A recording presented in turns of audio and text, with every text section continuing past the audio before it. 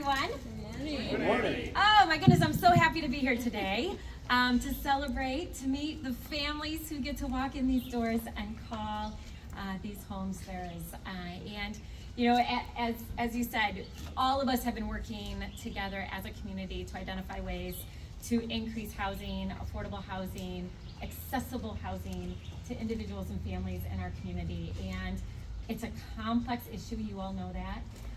And we need a multitude of solutions to get there.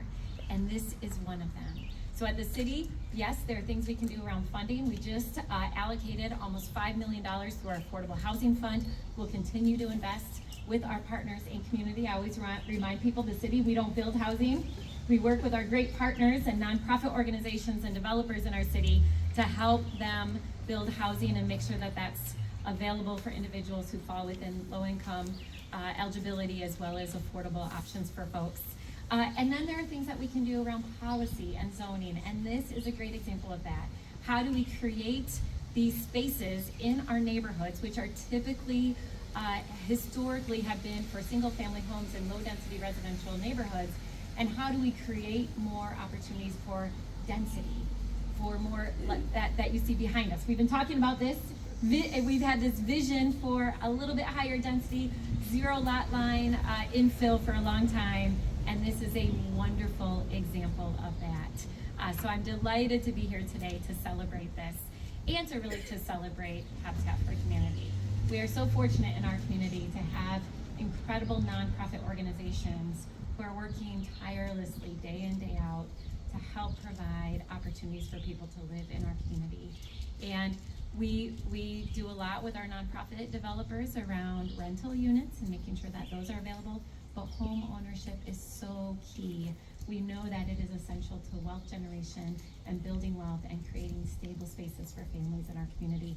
And Habitat is a great partner in this space in our community and really communities across the country. The other thing about Habitat is that they rely on not just support from their other partners, they rely on support of all of you, right? I have many times been a volunteer for Habitat and have picked up a hammer or stepped up on a scaffolding to help out. I see my supervisor back there for my very first project, Bill, teaching me how to swing that hammer so many years ago.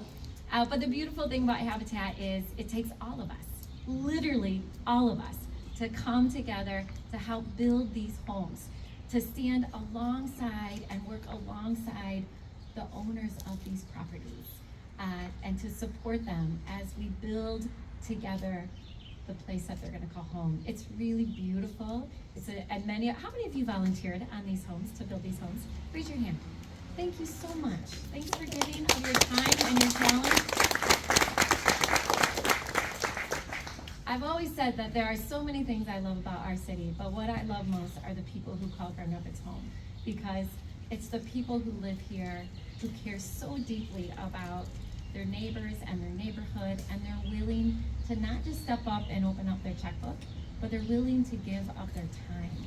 The generosity and compassion and care of the people in this community is what I believe sets us apart, and I believe that's exactly what's gonna help us get to where we want to be.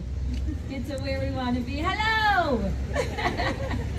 When it comes to making sure that we have places and spaces for people to call home throughout our entire city.